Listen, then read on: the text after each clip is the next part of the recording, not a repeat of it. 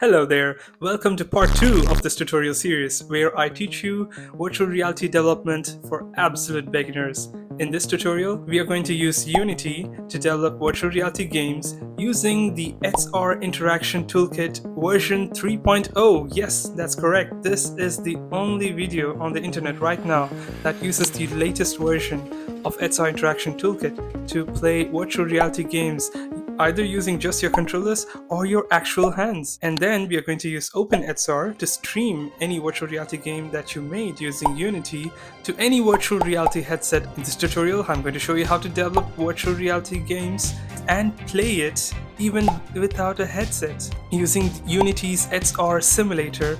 Or if you have a headset but do not have the Quest link cable, I'll still show you how you can play on your virtual reality headset. Or if you have both the MetaQuest 3 virtual reality headset and the special link cable, I'll show you how to play a virtual reality game using this link to your MetaQuest 3 virtual reality headset using the MetaQuest Link app. Now, if you have all these devices and you do not know how to set it all up, make sure you watch part 1 of my tutorial. Now, before I get into this tutorial, let me explain to you some important history about Unity's XR Interaction Toolkit and OpenXR and how it all started. This is very important so that later, while you're developing games for virtual reality, you need to know the specific keywords to search for if you have faced a specific issue in your virtual reality project. Click here for the next part in this series.